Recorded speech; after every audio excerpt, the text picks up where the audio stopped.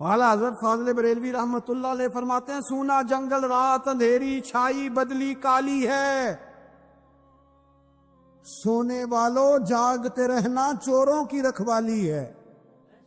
سونے والوں جاگتے رہنا چوروں کی، یہاں تو لوگ ہمارے عقائد کو تباہ کر رہے ہیں، صحابہ اور اہل بیت کے بارے میں، حضور کی نسبتوں کے بارے میں، اور ہمیں فکر نہیں ہے۔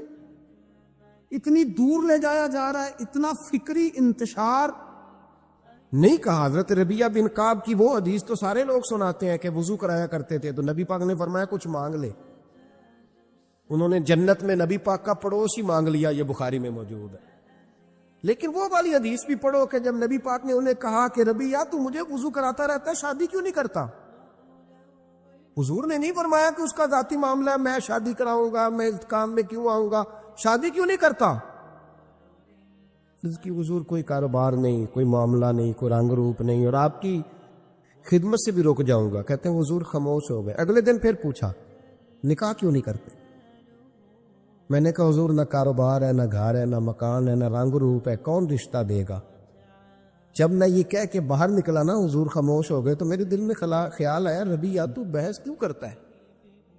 اور ان کو بتاتا ہے جنہیں اللہ نے سارا کچھ ہی عطا فرمایا ہوا ہے۔ حضور کہتے ہیں شادی کیوں نہیں کرتا؟ تو چپ کر کے کہہ دے محبوبہ جیسے دل کرتا ہے ویسے کر دے، تم آگے سے دلیلیں دیتا پھرتا ہے۔ یہ بھی کو بات ہوئی۔ فرماتے ہیں اگلے دن میں نے ارادہ کر لیا، حضور نے اگر آج کہا تو کہہ دینا یا رسول اللہ جیسے دل لو کرے۔ میں نے وضو کرایا، میرا خیال تھا حضور یہاں روک کے کہیں گے، یہاں روک کے کہیں گے، پر حضور نے آج بات ہی کوئی نہ کی۔ میں دیر تک سوچتا رہا یہاں کہیں گے، یہاں کہیں گے، پر آج حضور نے بات ہی نہ کی۔ میں پچھتا رہا تھا کہ 2 دن موقع ملا، میں نے ضائع کر دیا۔ فرماتے ہیں وضو پورا کرا کے جب میں باہر نکلا، دروازے تک پہنچا تو محبوب نے آواز دی، بات سن۔ میں ٹھہر گیا، فرمایا شادی کیوں نہیں کرتے؟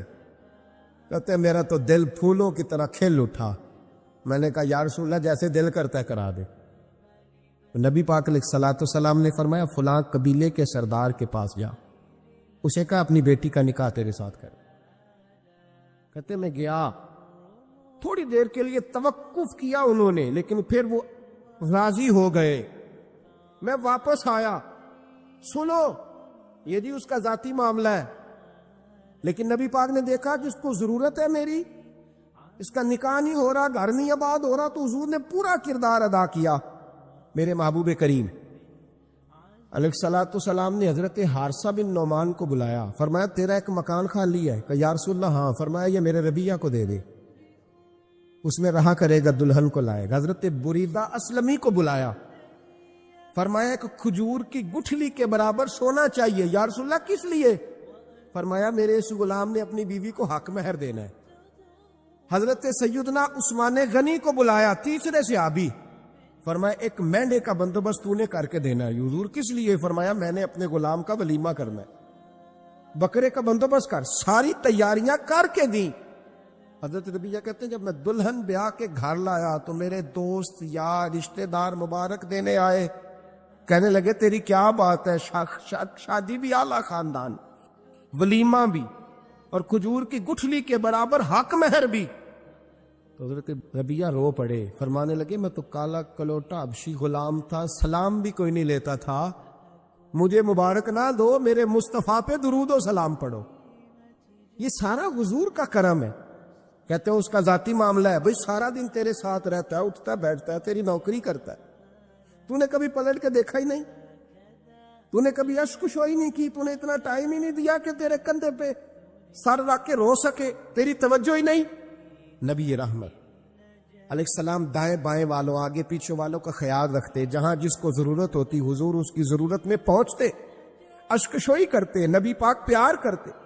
کہتے ہیں اس کا ذاتی معاملہ ہے، میں کیا کروں؟ سنو حضرت جابر بن عبداللہ رضی اللہ تعالیٰ عنہ کے جو والد تھے نا حضرت عبداللہ بن عمر رضی اللہ تعالیٰ عنہ، وہ اعلیٰ ترین احد کے شہید ہیں کہ نبی پاک فرماتے ہیں رب کریم نے خود ان سے گفتگو فرمائی ہے، خود ان سے گفتگو کی اللہ تبارک و تعالیٰ نے۔ حضرت جابر بن عبداللہ کے والد عبداللہ بن عمر احد میں شہید ہو گئے تھے، 6 یا 10 بہنیں تھیں ان کی، قرضے چڑھ گئے، کاروبار میں نقصان ہو گیا۔ ضروری نہیں کہ کوئی آدمی دھوکے باز ہی ہو تو وہ مقروض ہوتا ہے، یہ ضروری نہیں۔ تلک الایام نداولھا بین الناس، اللہ لوگوں کے دن پھیرتا ہے، حالات تبدیل کرتا ہے۔ اب صحابی پہ کچھ شک کر سکتا ہے؟ لیکن حضرت جابر کہتے ہیں اتنا قرضہ چڑھ گیا کہ ایک ایک بال میرا قرضے میں ڈوب گیا۔ قرضے بڑے دینے تھے، مقروض آتے، تنگ کرتے۔ خود نبی کریم علیہ السلام نے فرمایا ہے کہ جو مقروض ہوتا ہے وہ قیدی ہوتا ہے، جب تک قرض دے نہیں لیتا اتنی دیر تک وہ آزاد نہیں ہوتا۔ حضرت جابر ابن عبداللہ کہتے ہیں میرے باغ میں کھجوریں پکی تھی، یہ بخاری میں بھی ہے، کنز المال میں بھی ہے، ابن کثیر میں بھی ہے، امام حلبی نے سیرت حلبیہ میں بھی لکھا ہے، بیسیوں درجنوں کتابوں میں آپ کو روایت ملی۔ فرمانے لگے کھجوریں جب میری پک کے تیار ہو رہی تھی تو مقروض جب پیسے لینے آتے تو میں کہتا قرضے یہ کھجوریں پکتی ہیں تو دیتا ہوں۔ یہ ہم پنجاب کے لوگ کیا کہا کرتے تھے، ہاڑی سونی جی، یہاں چاول کی فصل پہ، یہاں گندم کے، ہم نے تو کپڑے لیے ہوتے تھے ادھار دکانوں سے کہ فصل پکتی ہے تو پھر دے دیتے ہیں، کہ کھجوریں پکتی ہیں تو دیتا ہوں۔ فرماتے پتہ مجھے بھی تھا کھجوریں زیادہ تھوڑی ہیں اور جن کے پیسے دینے ہیں وہ پیسے، فرماتے ہیں کھجوریں پک گئی، اتاری تو یہ تو 11 گنا بھی اور ہو تب بھی قرضہ نہیں اترتا۔ کہتے ہیں میں نے دوستوں سے، یاروں سے، رشتہ داروں سے، وہ جو کہتے ہیں نہیں کوئی حکم ہوا تو بتانا، پھر جس دن بندہ حکم بتاتا ہے اس دن کہتے ہیں آج سویرے ہی بچہ پیسے لے گیا، یہ تو 2 گھنٹے پہلے بتاتا تو تیرا کام، ہنس رہے ہیں آپ بیچ بیچ میں سے، 2 گھنٹے بس لیٹ ہیں آپ، بلکہ کہیں تو پونے گھنٹے کا ٹائم دیتے ہیں، کہتے ہیں پونا گھنٹہ پہلے تو آ جاتا تو تیرا کام بس، اور جب بھی آپ فون کرو سے اگلی دفعہ کرے تو پھر شاید آدھے گھنٹے کا ٹائم دے دیں کہ آدھا گھنٹہ ہو گیا تو لیٹ ہو گیا، ورنہ کام بالکل تیار تھا۔ اور ہمارے زمانے میں تو دوستی قائم رکھنی ہے تو صرف اس سے رہ سکتی ہے جسے آپ کام نہ بتائیں، حالانکہ اس دوست کا کیا مطلب، دنیا تے جو کام نہ آیا اوکھے سوکھے ویلے، اس بے فیضے سنگی کو لو بہتر یار اکیلے، کیا مطلب ہے، کام بتایا تو رفو چکر ہو گیا، مانا کیا ہوا اس بات؟ میرے رسول کائنات علیہ السلام کے صحابی کہتے ہیں سب سے کہا پر کسی نے نہ سنی، جب میں تھک گیا نا تو میں دروازہ رسول پہ چلا گیا، یا رسول اللہ یا رسول اللہ یا رسول اللہ، حضور قرضے زیادہ ہیں، کھجوریں کم ہیں، یہودیوں کے پیسے ہیں وہ مانتے نہیں، نبی پاک نے فرمایا ان سے کہو تھوڑے تھوڑے لے لیں باقی پھر دے، حضور نہیں مانتے۔ حضور کہہ سکتے تھے سلمان جاؤ بات کر کے آؤ، جاؤ بلال صہیب جاؤ، کون جاتا ہے مقروضوں کی سفارش کرنے، کہتا ہے بھائی میں نہیں بیچ میں آؤں گا، اتنے پیسے او ہو، میں اپنے موبائل فون بند کر جاتے، کو پوچھے نہ۔ لیکن نبی کریم علیہ السلام نے فرمایا سنو، خود رسول پاک، خود نبی پاک نے، حضور نے فرمایا چل میں تیرے ساتھ چلتا ہوں، چل میں تیرے ساتھ چلتا ہوں، مقروض کے ساتھ، امیر کے ساتھ نہیں، اس کے ساتھ نہیں جس نے پیسے لینے ہیں، بلکہ حضور مقروض کے ساتھ، گرے ہوئے کے ساتھ چلے، چل میں چلتا ہوں۔ یہودی تک گئے، فرمایا کچھ لے لے، یہ بیچارہ دھوکے باز نہیں الجھ گیا ہے، غربت، کچھ لے لے باقی پھر دے دیں گے۔ کہنے لگا سارے ہی لینے ہیں۔ جب اس نے بات نہ مانی تو پھر یہ اللہ کے رسول ہے نا۔ اعلیٰ حضرت فرماتے ہیں میرے کریم سے گر قطرہ کسی نے مانگا، دریا بہا دیے، دربے بہا دیے۔ یہ دربے کیا ہوتے ہیں؟ یہ مجھے پوچھا تھوڑے دن پہلے ایک شخص نے، آپ سنتے رہتے ہیں نا شعر، آپ تو ترجمہ پوچھتے ہی نہیں نا، کبھی پوچھ لیا کریں کہ اس کا معنی کیا ہے، کبھی پرچی لکھ لیا کریں تاکہ کوئی جب آپ سے پوچھے تو یہ دربے کیا ہے۔ لفظ دربے ہے ہی نہیں، اصل میں اعلیٰ حضرت کو پڑھتے نہیں نا لوگ، تو انہیں پتہ ہی نہیں وہ بات کتنی اعلیٰ، یہ لفظ دربے نہیں ہے۔ اعلیٰ حضرت کہتے ہیں میرے قریب سے گر قطرہ کسی نے مانگا، دریا بہا دیے ہیں، در بے بہا دیے۔ در علیحدہ ہے اور بے بہا، در کہتے ہیں ہیرے کو، ایک معنی ہیرا ہے، در بے بہا، بے بہا کی تو سمجھ آتی ہے نا، در بے بہا دیے ہیں یعنی ہیرے بے بہا دیے ہیں اسے۔ اب سمجھ آئیے بات کی، دریا بہا دیے ہیں، در بے بہا دیے ہیں، یہ معنی ہے شعر کا۔ تو جب وہ نانا مانا یہودی تو نبی کریم علیہ الصلوۃ والسلام فرمانے لگے نہیں تو پھر پورے لینے ہیں. کہنے لگا جی پورے لینے ہیں. حضور فرمانے لگے کل آ جانا سارے دے دیں گے, پورے پیسے تیرے ملیں گے, تو آ جانا. حضرت جابر ابن عبداللہ کو حضور نے فرمایا کھجوریں اتار کے نا تو اپنے باغ میں ڈھیر لگا اور میں آیا. حضرت عمر حدیث کے راوی ہے, فرماتے ہیں بس رسول پاک چل پڑے. حضور نے کندھے پہ رومال رکھا, حضور چل پڑے. کوئی چٹائی نہیں بچھائی, حضرت جابر کہتے ہیں, کوئی صوفہ نہیں رکھا, کوئی پھولوں کے ہار نہیں. حضور آئے, 2-3 چکر میرے باغ کے لگائے اور کھجوروں کے ڈھیر کے پاس بیٹھ گئے. فرمایا بلا جس کے پیسے دینے, بلا, اب تنگی یہ داماں پہ نہ جا اور بھی کچھ مانگ, بلا. فرماتے بندے کو بلایا. حضور نے فرمایا کتنے پیسے؟ حضور اتنے درہم دینار ہے. فرمایا کھجوریں تولتا جا اور دیتا جا. فرماتے میں دیتا گیا. میں نے کہا حضور اس کے پیسے پورے ہو گئے. حضور مسکرا کے فرمانے لگے چل 4-5 کلو کھجوریں اضافی دے دے, کوئی عرض نہیں. کہتے ہیں وہ بھی دے دی. حضور نے فرمایا بلا دوسرے کو. فرمایا اس کو بھی بلایا, تولتا گیا, دیتا گیا. حضور پورے ہو گئے. نبی کریم علیہ الصلوۃ والسلام نے فرمایا چل 4-5 کلو کھجوریں زیادہ دے دے. کہتے قرضے بھی دے دیے, 5-5 کلو کھجوریں بھی زیادہ دے دی. محبوب اٹھے, کچی زمین پہ بیٹھے تھے. حضور نے لباس مبارک کو جھاڑا, رومال کندھے پہ رکھا. فرمایا میں مسجد جا رہا ہوں, وہاں آ کے مجھے خبر دینا, وہاں آ کے مجھے بتلانا کہ جب میں آیا تھا تب کھجوریں زیادہ تھی کہ جب واپس گیا ہوں تب زیادہ ہے. وہاں مجھے آ کے اطلاع دینی ہے, بتانا ہے مجھے. وہاں آ کے میں جا رہا ہوں, مجھے بتانا ذرا وہاں آ کے. حضرت جابر ابن عبداللہ کہتے ہیں میں نے کھجوریں تولی, میں تھک گیا. میں تھک گیا, ڈھیر تو چھوٹا تھا پر وزن ہی بڑا نکلا. کہتے ہیں میں تھک گیا, جتنی دی تھی نا اس سے زیادہ تول کے باقی پڑی رہنے دی. میں مسجد میں گیا, ذرا لفظ سننا حدیث کے. کہتے ہیں مسجد میں گیا, جا کے عرض کی یا رسول اللہ میں تول آیا ہوں. جب آپ آئے تھے تھوڑی تھی, اور جب واپس آئے ہیں تو کئی گنا بڑھ گئی ہیں. حضور نے پتہ کیا فرمایا؟ فرمایا یہ بات نا جو تو نے مجھے بتائی ہے, یہ بات ذرا میرے عمر فاروق کو بھی بتا. عمر بڑا راضی ہوگا. عمر کو بھی بتلا یہ بات. گویا نبی پاک کے معجزات کی, فضائل کی, شمائل کی باتیں جب بتائی جاتی تھیں صحابہ کے دل ٹھنڈے ہوتے.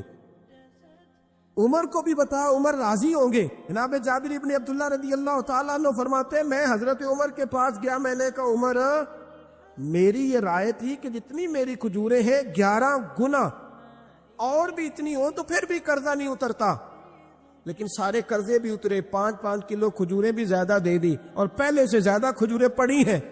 تو کہتے حضرت عمر کی آنکھیں روشن ہو گئی, چہرہ مسکرانے لگا. کہنے لگا تو اب بتا رہا ہے نا, اب واپس آ کے رزلٹ سنا رہا ہے. تو صحابہ سے پوچھ لے, جب نبی کریم گئے تھے تو میں نے اسی وقت کہا تھا. حضور کے جاتے ہی میں نے کہا تھا اب دیکھنا رب کریم جابر بن عبداللہ پر ساری ہی رحمتیں نازل فرما دے. اللہ ہر قسم کا کرم فرمائے گا, خیر ہی خیر ہو جائے گی. دیکھ لے میں نے پہلے بتلا دیا.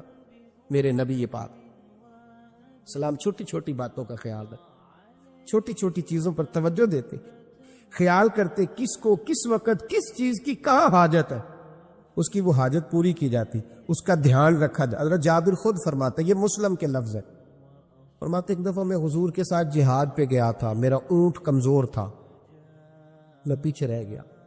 ہمارے یہاں شرط لگتی ہے نا, اللہ تعالیٰ خیر فرمائے. ایک بھائی گاڑی خریدتا ہے, پھر دوسرا چاہے زیور بیچے اس نے بھی خریدنی ہوتی ہے, ورنہ گھر میں گھسنے کی اجازت نہیں ملتی.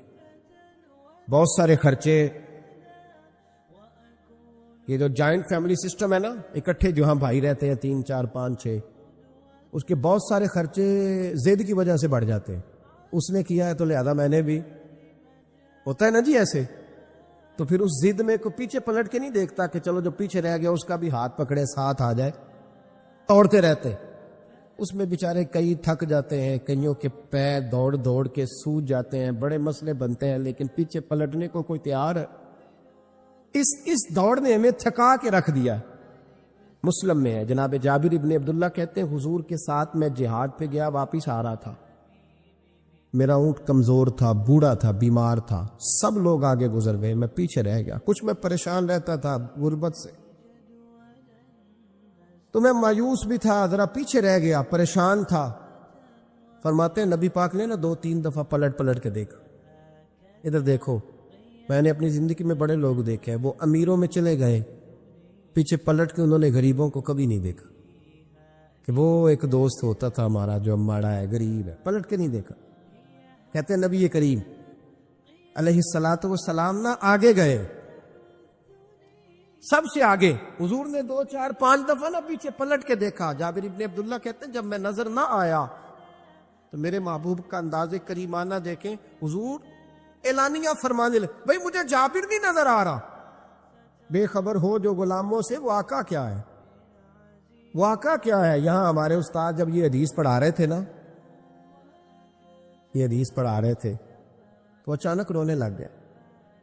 میں نے کہا حضور کیا ہوا، رو کیوں پڑے؟ تو کہنے لگے یار سوچتا ہوں جو محبوب جہاد سے واپسی پر اپنے غلاموں کو نہیں بھولے، وہ میدان محشر میں کیسے بھول جائے گا؟ وہ وہاں بھی پوچھیں گے فلانا کدھر گیا، فلانا کدھر گیا، ایک ایک کا نام لیں گے۔ حضور نام لیں گے، ہماری موج بن جائے گی۔ نبی کریم نے پلٹ کر کے دیکھا، جابر نہیں نظر آ رہے۔ حضور ان کا اونٹ کمزور ہے، پیچھے رہ گئے۔ حضور نے یہ نہیں فرمایا کہ ذرا آہستہ کرو ساتھ، یہ نہیں فرمایا، بلکہ نبی پاک نے فرمایا تم چلو۔ قافلہ چلتا رہا، حضور نے گھوڑا پیچھے کی طرف موڑا، سب سے پیچھے آئے۔ جناب جابر کہتے ہیں پیچھے میرے پاس۔ اس حکمت کو آپ سمجھیں، حدیث کے لفظوں پر آپ غور کریں۔ ایک کہہ کے کہنا ذرا اس کو میرے پاس لاؤ، یہ بات اور ہے، ذرا آہستہ ہو جا، وہ بھی ساتھ مل جائے۔ لیکن یہ معنی اور ہے کہ غریب جہاں بیٹھا ہے اس کے پاس خود چل کے جانا۔ حضور خود پلٹ کے پیچھے آئے اور فرماتے میں جو کہ پریشان تھا تو محبوب میری طرف دیکھ کے فرمانے لگے اس کو دوڑاتا کیوں نہیں، پیچھے کیوں رہ گیا؟ تو کہتے ہیں مایوس بندہ، پریشان بندہ کبھی کبھی وہ اس طرح بولتا ہے کہ جیسے کڑ رہا ہے، تھوڑا سا نا سخت ترش باتیں بھی کرتا ہے۔ کہتے ہیں میں نے اس عالم میں نا، میں نے کہا حضور اس قابل ہوتا تو سب کے ساتھ مل نہ جاتا، کمزور ہے، ماڑا ہے، مہران ہے، اور وہ بھی پرانی جو چل ہی نہیں سکتی، یہ کہاں یا رسول اللہ دوڑے گا، اس قابل ہی نہیں ہے۔ حضور اس قابل ہوتا تو قافلے کے ساتھ نہ ہوتا۔ کہتے ہیں حضور نے میری طرف توجہ فرمائی، میں باتیں کر رہا تھا اپنے اندر کی پریشانی کی تو حضور مسکراتے جا رہے۔ حضور کے ہاتھ میں چھڑی تھی، فرمانے لگے ایسے ہی تو باتیں کر رہا ہے۔ نبی پاک نے اونٹ کی پشت میں چھڑی لگائی اور فرمایا تو دوڑتا کیوں نہیں؟ بڑے ہلکے سے مسکرا، تو دوڑتا کیوں نہیں؟ تو جناب جابر ابن عبداللہ کہتے ہیں جو سب سے پیچھے تھا نا وہ سب سے آگے نکل گیا، وہ دوڑتا گیا، دوڑتا۔ فرماتے ہیں میرا چہرہ بھی عجیب سا، لوگ میرے انداز دیکھیں کہ یہ کیسے آگے نکل گئے، کیسے، کبھی نہ سوچ یہ کیسے نکل گیا، بس سمجھ لے آگے وہی نکلا ہے جسے مصطفیٰ کی تھبکی مل گئی ہے۔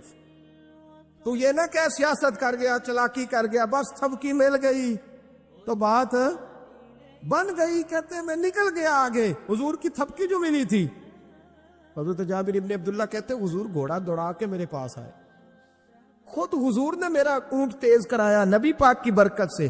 تو قریب آ کے فرمانے لگے ٹھہر جا یار، ہم بھی تیرے قافلے میں، ہمیں بھی ساتھ لے لے۔ فرماتے اب تو میں رو ہی پڑا کہ خود بھیک دے، خود ہی کہے منگتے کا بھلا ہو، ٹھہر جا یار ہمیں بھی ساتھ لے لے۔ جناب جابر ابن عبداللہ رضی اللہ تعالیٰ عنہ فرماتے کہ جگہ پڑاؤ کیا، رکے، ٹھہرے کھانے پینے کو، نماز پڑھنے۔ نبی کریم نے مجھے بلایا، میں حاضر ہوا تو کہا یا رسول اللہ حضور حکم۔ تو محبوب فرمانے لگے جابر یار تیرا اونٹ میں نے نرالا ہی دیکھا، بوڑھا ہو کے سب سے آگے نکل جاتا ہے، بیمار ہو کے، کمزور ہو کے۔ کہتے ہیں میں چہرہ دیکھتا جا رہا ہوں کہ حضور سارا ہی پتہ ہے آپ کو، میں کیا عرض کروں؟ تو محبوب فرمانے لگے پسند آ گیا، بیچ نہیں دیتے میرے ہاتھ؟ کہا یا رسول اللہ آپ رکھ لیں۔ حضور آپ کا یہ؟ فرمایا نہیں میں پیسے دوں گا۔ کتنے کا ہے؟ کہا یا رسول اللہ آپ رکھ لیں۔ فرمایا پیسے دوں گا۔ یا رسول اللہ مارکیٹ میں جاؤں تو 6-7 دینار کا بکے گا۔ فرمایا نہیں بھائی میں تو پورے 10 دوں گا۔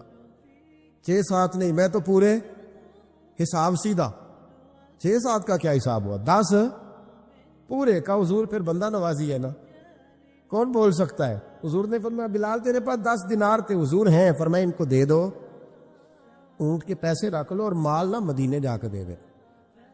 جابر ابن عبداللہ کہتے ہیں میں مدینے گیا شام کو، میں نے نا کبھی اپنے اونٹ کی اتنی خدمت نہیں کی جتنی اس دن کی۔ میں نے اسے بڑے پیار سے نہلایا، میں نے نئی رسی خرید کے اسے نکیل ڈالی، آج محبوب کی بارگاہ میں لے کے جانا ہے۔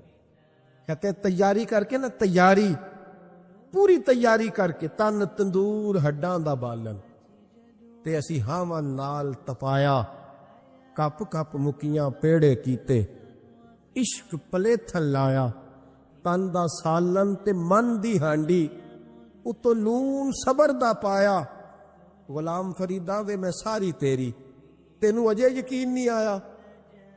کہتے ہیں اسے بڑے پریم سے، بڑی محبت سے سجا کے، سوار کے، نکھار کے، تیار کر کے میں نبی کریم کی بارگاہ میں لے کے گیا۔ ظہر کی نماز پڑھ کے حضور نکلے، میری طرف دیکھا، میں نے کہا حضور پیسے لے لیے تھے، یہ آپ کا سامان ہے، مال ہے؟ کہتے حضور نے نکیل تھامی، میں واپس پلٹا، ابھی گلی کی نکر مڑا نہیں تھا، حضور نے آواز دی، جابر ذرا سن تو صحیح۔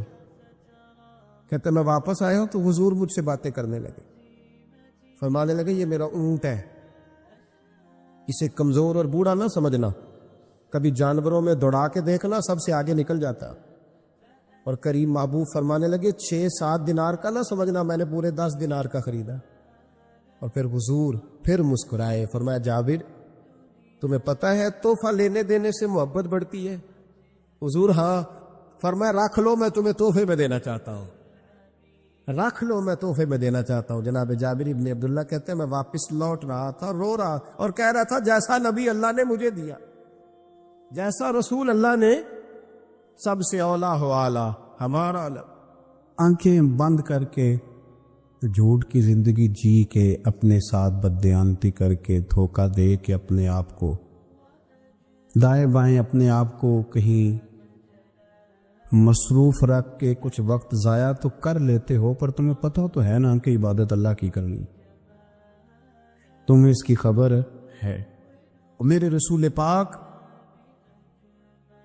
علیہ وسلم نے فرمایا بندہ اللہ کے سب سے قریب اس وقت ہوتا ہے جب وہ سجدے کی حالت میں ہوتا ہے۔ کس کے قریب ہوتا ہے؟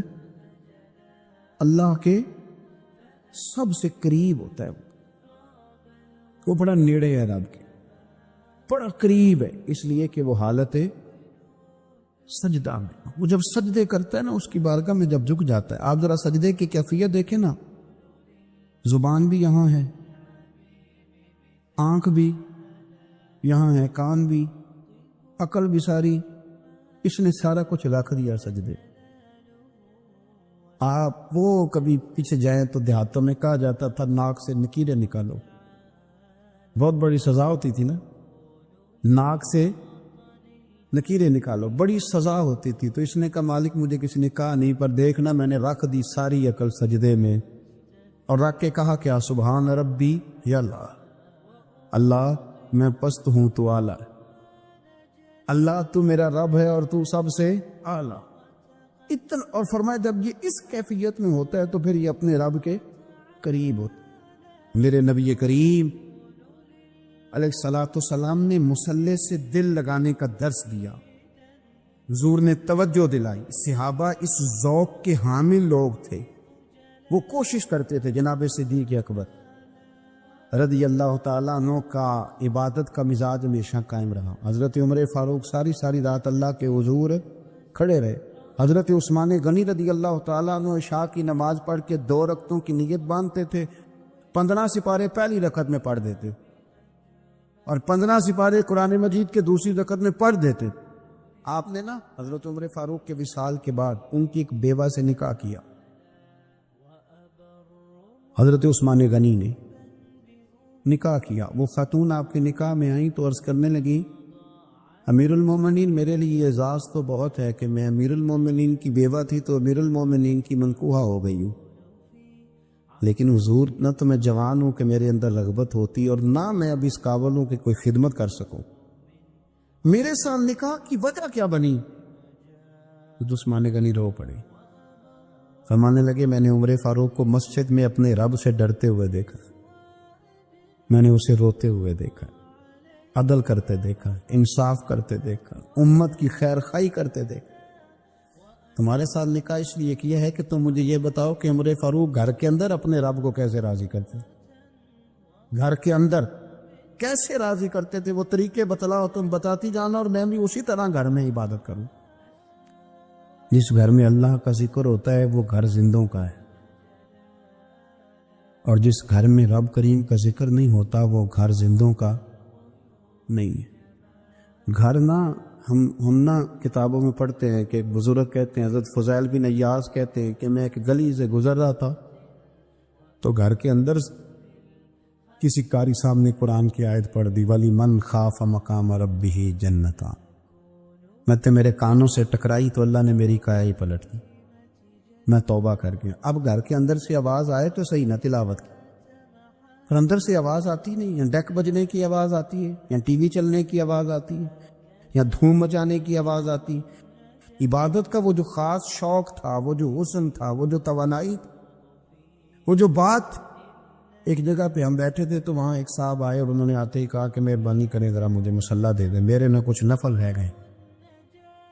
تو میں نے وضو کر لیا تو کوئی مصلی مل جائے، مصلی انہیں دے دیا گیا، وہ مصلی لے کے چلے گئے۔ تو پیچھے ایک صاحب نے تبصرہ کیا کہ انہوں نے کتنا ریاکار بندہ ہے، لوگوں کو دکھا رہا ہے کہ میں نفل پڑھتا ہوں، ہے کو بات کرنے والی۔ میں نے اسے کہا تو مہربانی کرنا، اس طرح کی ریاکاری تو بھی کر، پکڑ مصلی اور جا تو بھی تھوڑی ریاکاری کر کے آ، اٹھ ذرا، شکر کر کوئی یہ ریاکار بھی ملا ہے، کوئی نفل پڑھ کے ریاکاری کر رہا ہے۔ اللہ کا میں کہتا ہوں کو پڑھے تو صحیح نہ، یا یہ کوئی دور ہے نفل پڑھنے کا؟ اس میں تو لوگوں کا مزاج ہی نہیں، طبیعت ہی نہیں۔ میں نے کہا چل مہربانی کر یہ دے مصلی اور تو بھی جا تھوڑی سی، یا کاریا ریاکاری کرو تو صحیح نا، مزاج ہی نہیں، ذوق۔ جمعے کی نماز پڑھ کے یوں دنیا بھاگتی ہے، او ہو پتہ نہیں کون سی پیچھے آگ تھی جو بجھائی جائے گی۔ اور آج تک لوگ مسئلہ پوچھ رہے ہیں کہ جمعے کی بعد والی سنتیں کتنی ہوتی ہیں۔ میں نے کہا کتنے سال ہو گئے جمعہ پڑھتے، کتنے سال ہو گئے، ابھی تک سنتوں کا نہیں پتا، ابھی تک نہیں علم کے پہلے کتنی رکھتے ہیں اور بعد میں کتنی رکھتے ہیں۔ فجر کی سنتیں کب پڑھنی چاہیے؟ سنو فجر کی سنتوں کے بارے۔ میرے رسول کریم سید عالم صلی اللہ تعالی علیہ وسلم سے ایک صحابی نے پوچھا تھا، حضور میری فجر کی سنتیں رہ گئیں یا رہ جاتی ہیں تو حکم کیا ہے؟ کیا انداز ہے حضور کا؟ بخاری مسلم کے لفظ سنو، حضور سید عالم صلی اللہ علیہ وسلم فرمانے لگے، اس نے کیا پوچھا تھا؟ حضور جواب کیا دیتے؟ فرمایا فجر کی سنتیں کبھی نہ چھوڑنا، فجر کی پہلی 2 سنتیں کبھی نہ چھوڑنا۔ یا رسول اللہ صلی اللہ تعالی علیہ وسلم میری رہ گئی ہیں، رہ جاتی ہیں۔ فرمایا فجر کی 2 سنتیں نہ چھوڑنا، فرمایا فجر کی پہلی 2 سنتیں مجھے دنیا اور دنیا کے اندر جو کچھ ہے وہ سب سے زیادہ پیاری ہے۔ فجر کی 2 سنتیں دنیا اور دنیا میں جو کچھ ہے مجھے وہ سب سے زیادہ پیاری ہے، اس لیے فجر کی سنتیں نہ چھوڑ۔ اپنا ذوق، اپنی طبیعت، ہم نے نا ذوق غلط بنا لیا۔ اگر 20 بندے کہہ بھی دیں گے تو نے بڑی شاندار تلاوت کیا تو کیا اس سے بنے گا؟ 100 بندہ کہہ بھی دے تیری کیا بات ہے، کیا بات ہے نعت خاں کی، کیا بات ہے علامہ صاحب کی، پیر صاحب، پیر مہر علی شاہ صاحب رحمت اللہ علیہ۔ آپ تشریف فرماتے تو آپ کے ایک ہی بیٹے بابو جی جن کو کہا جاتا ہے، جس دن صاحبزادے پیدا ہوئے تو خادم نہ وہاں سے نکلا۔ ان لوگوں کے شوق اور طرح کے تھے نا، تو ان کی توجہ بھی اپنے شوق کی طرف رہتی۔ تو خادم نکلا اندر سے، پیر صاحب مبارک ہو، پیر صاحب مبارک ہو، پیر صاحب مبارک ہو، پیر صاحب مبارک ہو، شور کر رہا ہے۔ تو پیر صاحب کو وجد ہو گیا، اللہ اکبر، اللہ اکبر، اللہ، کیا ہوا؟ کس کی مبارک دے رہے ہو؟ اس کی حضور اللہ نے بیٹا دیے۔ تو آپ فرمانے لگے اچھا حضور آپ کیا ہوا، آپ تو پریشان ہو گئے۔ فرمانے لگے جب تو نے 3 دفعہ کہا نا مہر علی کو مبارک ہو تو میں سمجھا تھا شاید تجھے کسی نے بتا دیا ہے کہ مہر علی سے اللہ راضی ہو۔ میں سمجھا تھا کہ شاید تو یہ خبر لے کے آیا ہے کہ کسی نے بتایا ہے کہ مجھے آج خبر ملی ہے کہ مہر علی سے رب اچھا پتر ہوا ہے، الحمدللہ اللہ کا شکر ہے، پر میرے لیے مبارک کا دن وہ ہوگا جب میرا رب کہے گا کہ میں مہر علی سے راضی، میرے محبوب کہیں گے کہ میں مہر علی سے۔ آپ بات کو سمجھے، شوق ہی کسی اور طرف تھا، دل ہی کہیں اور لگا ہوا تھا، طبیعت ہی کہیں اور مائل تھی۔ کوئی وظیفہ پوچھتے تھے تو پڑھتے تھے وہ لوگ، کچھ اللہ اللہ انہیں بتائی جاتی تھی تو کرنے کا ذوق رکھتے تھے، طبیعت تھی، قائل تھے۔ حضرت ربیع کہتے ہیں میں بڑی دور سے سفر کر کے گیا حضرت اویس کرنی سے ملنی، بڑی دور سے، اور جب میں پہنچا تو فجر کا وقت تھا، تو حضرت اویس کرنی کو میں نے پا لیا، تو وہ نماز پڑھ کے نا قرآن شریف لے کے بیٹھ گئے۔ فرماتے ہیں اشراق چاشت کا وقت ہوا تو نفلوں کی نیت باندھ لی۔ محدث ابن الجوزی نے لکھا ہے، فرماتے ہیں پھر جب زوال کا وقت ہوا تو مسجد میں جھاڑو دینے لگ گئے۔ زور کی نماز پڑھ کے تو عصر کی تیاری تک وہ مسجد میں بیٹھے رہے، اور میرے نبی پاک علیہ السلام نے فرمایا جو نماز کے انتظار میں بیٹھا ہو وہ نماز ہی میں ہے، وہ نماز ہی میں ہے۔ فرمایا میری دنیا، میری امت کی جو رہبانیت ہے نا وہ اتنی ہے کہ نماز کا انتظار کرے، اذان کے بعد نماز کا یہ راہب ہے، یہ اس وقت چھوڑ کے بیٹھے ہیں ذرا۔ فرماتے ہیں عصر تک انہوں نے اللہ اللہ کی، پھر مغرب تک کی، عشاء کی نماز ہوئی تو نماز پڑھی تو وہ تھک گئے۔ اب مجھے وہ فارغ ہوں مصلی چھوڑے تو میں ملاقات کروں نا، کہ آپ حیران نہ ہو کہ اتنی دیر بندہ کیسے اللہ اللہ کر، ہم نے کی نہیں نا اس لیے ہم پریشان ہیں۔ جو عادی ہوتے ہیں وہ کر بھی لیتے ہیں، وہ یہ کام، میری بات کو سمجھ آ رہے ہیں؟ جب جاتے ہو کسی دفتر میں تو 8 گھنٹے کھڑے رہ لیتے ہو نا، مجبوری ہوتی ہے تو کھڑے رہا جا سکتا ہے۔ پاسپورٹ کا دفتر،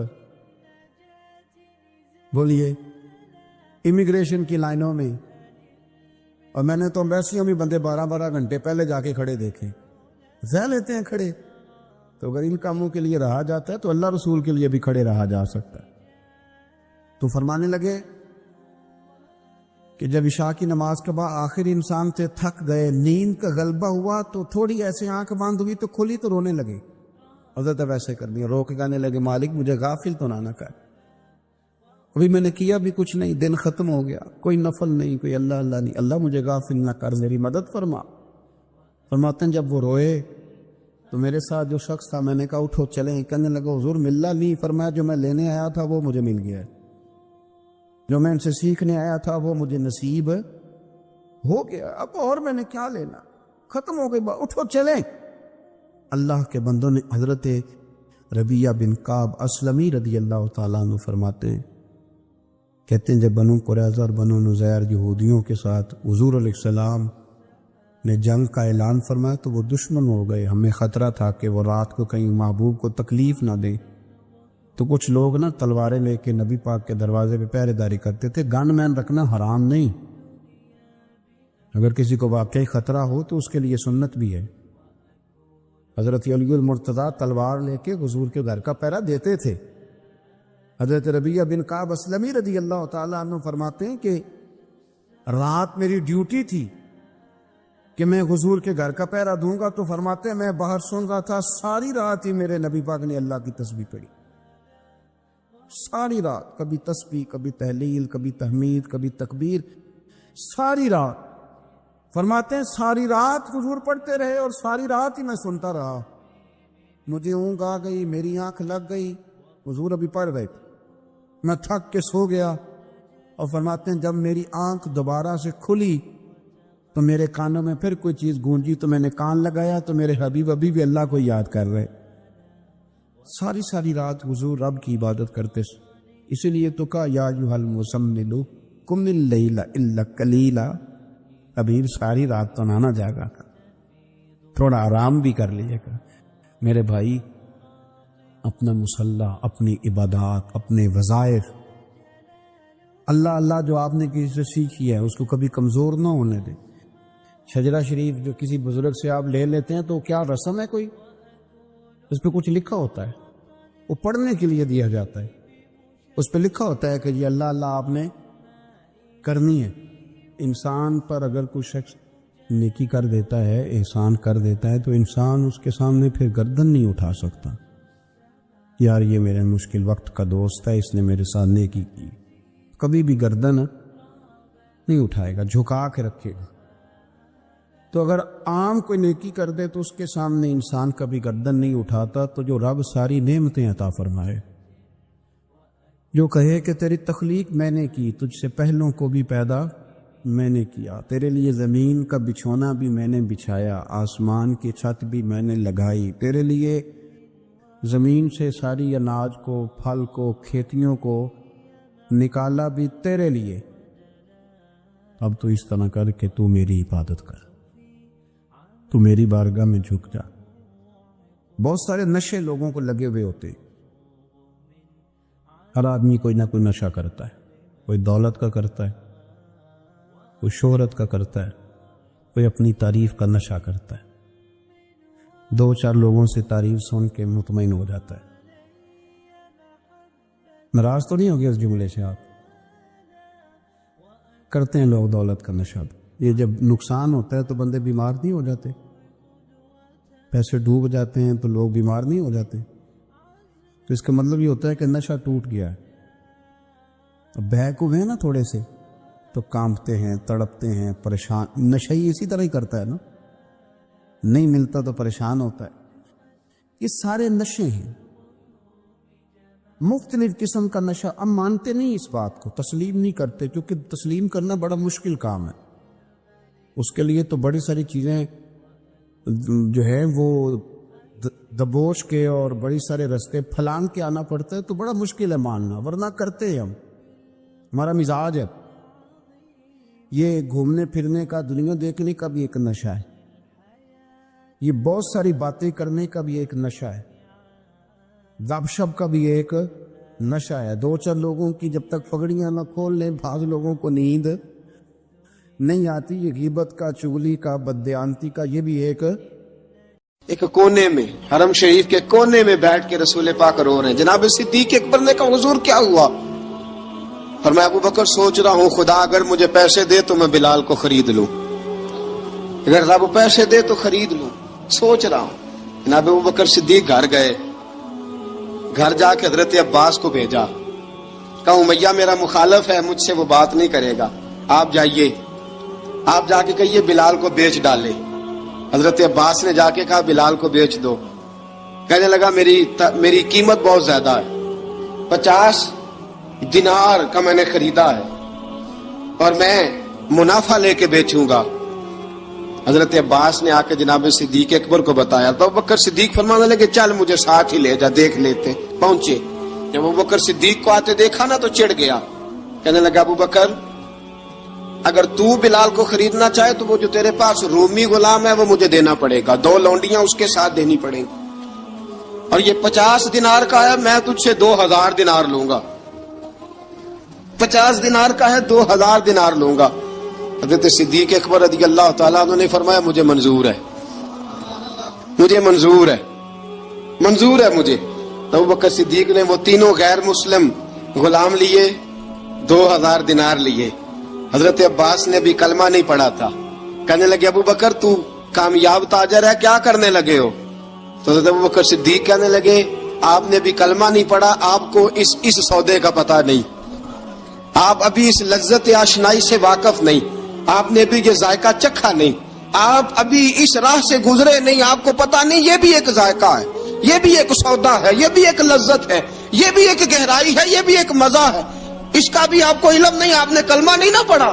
محبت کو سمجھنا ہے تو نہ سے خود محبت کر، کنارے سے کبھی اندازہ طوفان نہیں ہوتا۔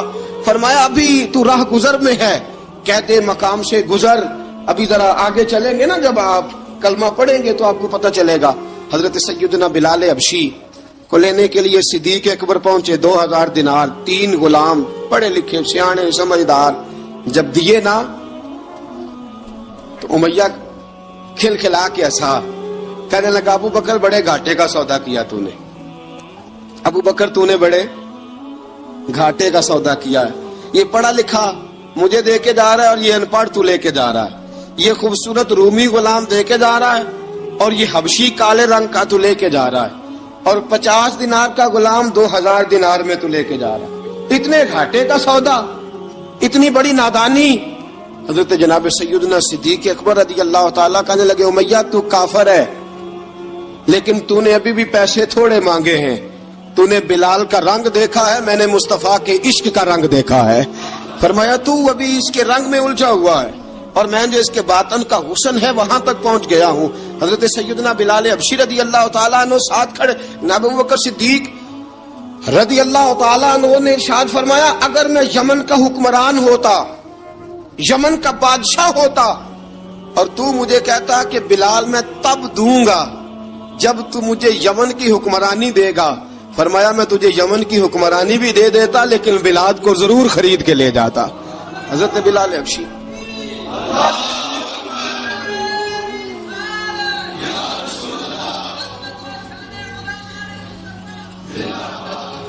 جناب سیدنا بلال حبشی حضرت سیدنا ابو بکر صدیق فرماتے ہیں جب میں بلال کو لینے گیا تو حال پتہ کیا تھا؟ ادھر دیکھیے گا، فرماتے ہیں کہ ٹانگیں اوپر کر کے نا جس طرح آدمی رکوع میں بیٹھتا ہے اس طرح کر کے نا ٹانگیں، اور سر پھر زمین کو لگا کے اس طرح سجدے میں آپ جاتے ہیں، لیکن بالکل ٹانگوں کے ساتھ سر رکھ کے۔ فرماتے ہیں 4 بھاری چکیاں ریت پہ حضرت بلال تھے، ان کے اوپر چکیاں رکھی ہوئی تھی، اور فرماتے ہیں حضرت بلال تھوڑی تھوڑی حرکت کرتے تھے تو وہ چکیاں جسم کے ساتھ لگتی تھی نا، پارٹ ان کے، فرماتے ہیں زخم بن گئے تھے، خون نکلتا تھا۔ فرماتے ہیں میں نے وہاں سے جا کے حضرت بلال کو نکالا، پیسے دیے، لے کے آیا تو جناب بلال کہنے لگے جلدی جلدی چلو حضور کے پاس، ذرا جلدی جلدی چلو در مصطفیٰ پہ جلدی کرو۔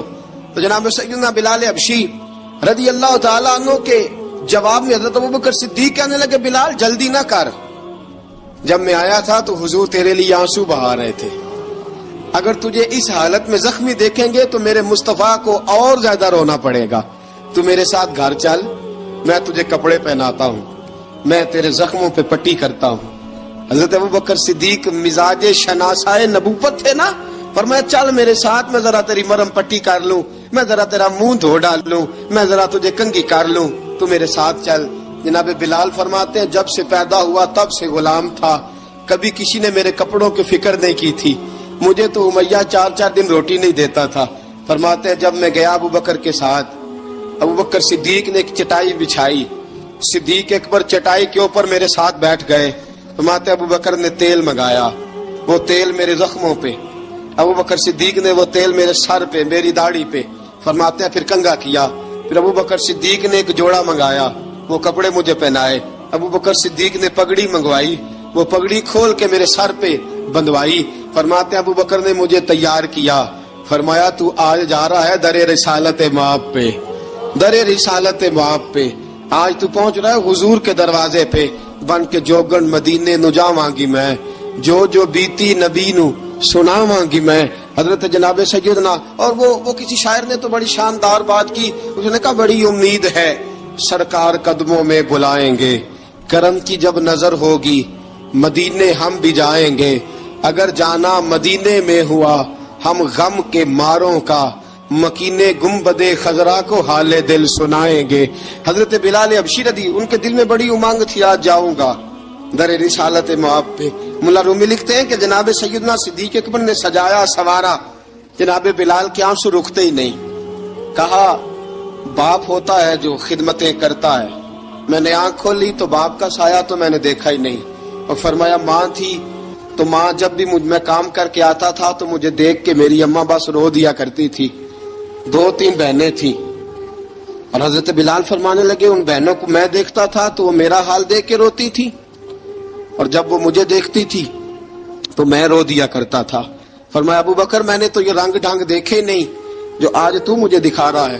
جناب سیدنا صدیق اکبر رضی اللہ تعالیٰ عنہ بنا سوار کے نا حضرت بلال کا ہاتھ پکڑ کے سینے پہ رکھا، جناب بلال ہجکی لے کے روئے۔ حضرت ابو بکر صدیق نے فرمایا جتنا رونا یہاں رو لے، میں کائنات کے آنسو دیکھتا ہوں لیکن جب نبی کی آنکھوں میں آنسو دیکھتا ہوں تو دیکھے نہیں جاتے، فرمایا یہاں رو لے، حضور کے دروازے پہ جا کے تیری آنکھ میں آنسو نہیں آنا چاہیے، بہا جتنے آنسو بہا سکتا ہے۔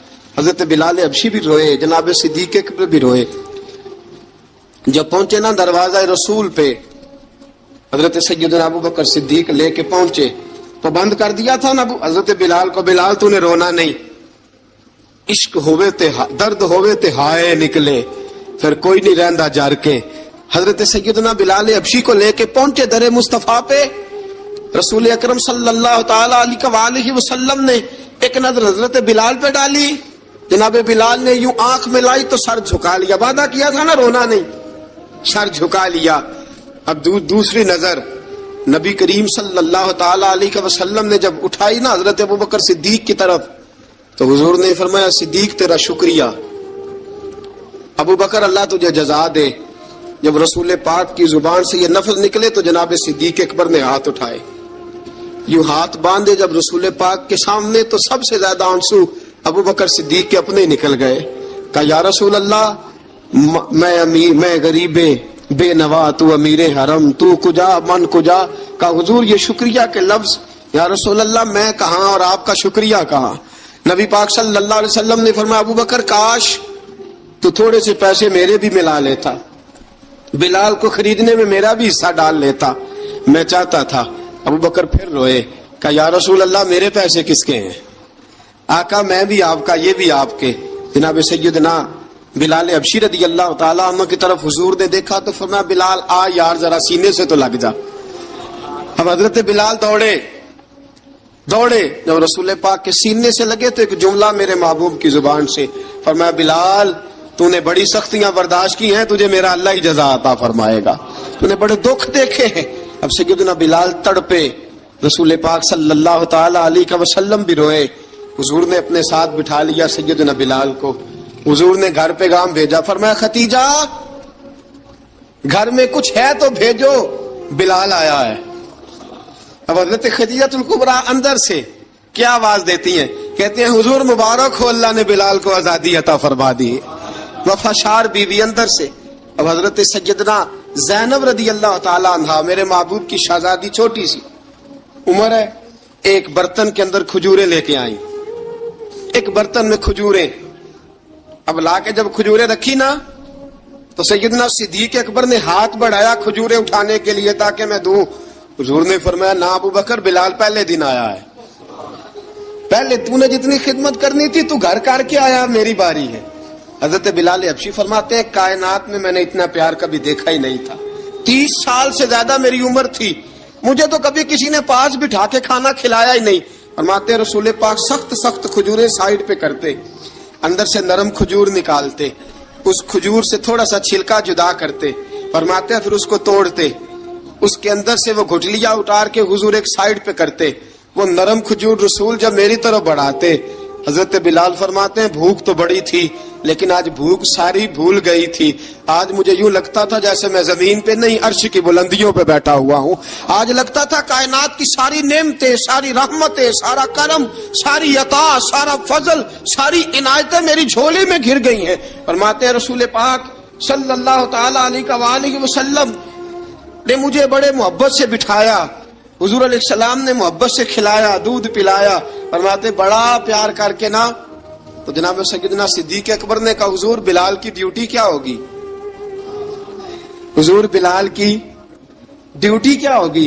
हजरत बिलाल कहने लगे हुजूर मैं फारिग रहने का तो आदी नहीं, मैं तो जफाकश आदमी हूं, मेहनत करने वाला, ड्यूटी क्या होगी। रसूल पाक ने फरमाया बिलाल ये मेरा घर है, आज के बाद मेरा नहीं, ये तेरा घर है। फरमाया मैं मसरूफ होता हूँ तबलीग के कामों में, घर क्या लाना है वो तेरी जिम्मेदारी है, कहाँ से लाना है वो भी तेरी जिम्मेदारी है, पैसे कहाँ से आएंगे मैं तुझे बताऊंगा, कहाँ लगाने हैं तुझे एक दफा बताऊंगा, फिर तू लाया करेगा, तू ही लगाया करेगा। फरमाया मेरा पर्सनल सेक्रेटरी बन के रहेगा, तू खास मकाम तुझे दिया जाएगा। हजरत सैयदना बिलाल हबशी रदी अल्लाह ताला अन्हु को रसूल अकरम सल्लल्लाहु ताला अलैहि वसल्लम ने इस काम पर मुकर्रर फरमा दिया। अब देखिए हजरत बिलाल रदी अल्लाह ताला अन्हु जब दर मुस्तफ़ा सल्लल्लाहु ताला अलैहि वसल्लम पर पहुंच जाते हैं, और पहुंचने के बाद क्या मसला है जी, क्यों नहीं चल रहा, दरूद पाक पढ़िए अस्सलातु वस्सलामु अलैका या की गल